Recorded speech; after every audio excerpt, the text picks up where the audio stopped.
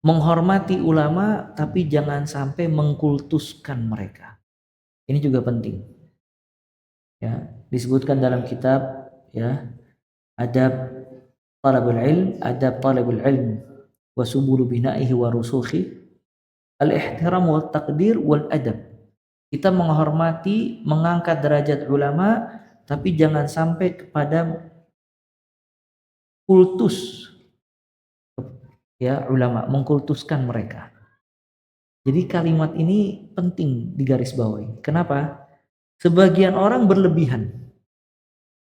Ya, sebagian orang berlebihan sampai mengkultuskan seorang ulama. Seolah-olah yang keluar dari mulut ulama tersebut wahyu dari Allah Azza wa Jalla.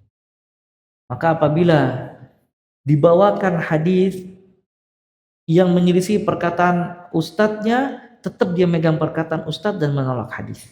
Ini juga satu kesalahan. Ya, maka jangan sampai mengkultuskan, karena mengkultuskan ulama itu termasuk ciri-ciri ahlul bidah. Ahlul bidah dia mengangkat orang yang dia hormati ulama sampai mengkultuskannya. Sebagian orang sufi menjadikan ulamanya seperti nabi.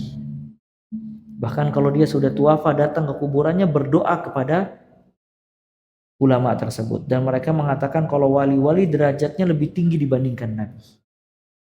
Mengkultuskan. Nah, Ahlus Sunnah wal Jamaah tidak seperti itu. Dia tidak mengkultuskan. Ya la tasil ila marhalatil qaddasah. Namun dia ihtiram dan takdir. Ya, menghormati ulama namun tetap meyakini tidak ada yang maksum kecuali siapa?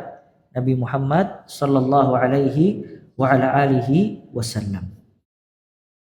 Tetap ya dia mengatakan kalau ada pendapatnya yang salah atau mungkin pendapat ustadznya tidak sesuai pendapat dia dalam marhalatu ijtihadiyah, bab-bab ijtihad, maka itu boleh.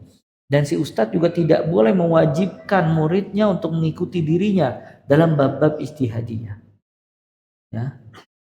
Nah, maka ini juga poin-poin penting seputar ulama. Walaupun kita ada ikatan yang kuat mengambil ilmu dari mereka, meminta nasihat dan taujih, namun bukan berarti kita mengkultuskan mereka, membesarkan mereka dan yang lainnya. Bahkan Syekh Shalih Al-Utsaimin hafizahullah ini juga poin penting. Jangan dibiasakan meminta foto syekh atau ustadz. Ini juga subhanallah poin penting nih pelajar. Tahu nggak kenapa? Sekarang zaman subhanallah. Kalau ada ustadz minta apa? Minta selfie ya, selfie sama ustadz, selfie sama ustadz dan lain-lain. Karena ahlul bidah mereka mengkultuskan ulama-ulamanya disebabkan banyak memajang foto-foto mereka di rumahnya. Antum kalau lihat rumah-rumah orang yang cinta kepada treat ya di apa? Di sensor. Antum pernah masuk belum ke majelis taklim yang cinta sama mereka? Itu semuanya isinya foto. Pernah lihat gak? Antum kalau masuk ke majelis taklim atau ke rumah isinya sampai kadang ada fotonya Syekh Abdul Qadir Jailani. Pernah ketemu kagak sama Syekh Abdul Qadir Jailani, fotonya dipajang. Sampai pernah ada fotonya Ali bin Abi Thalib. Subhanallah.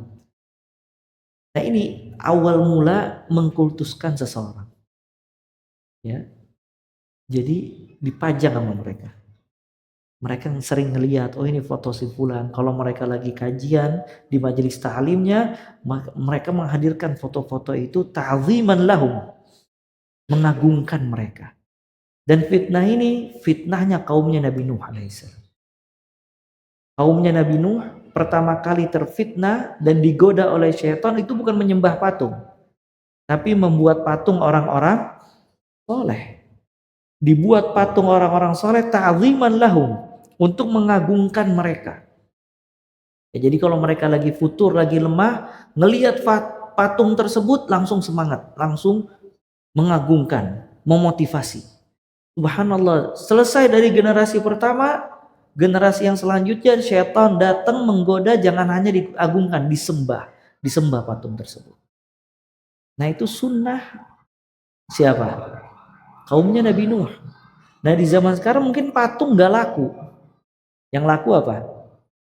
Yang laku foto. Maka dipasang foto-foto tersebut,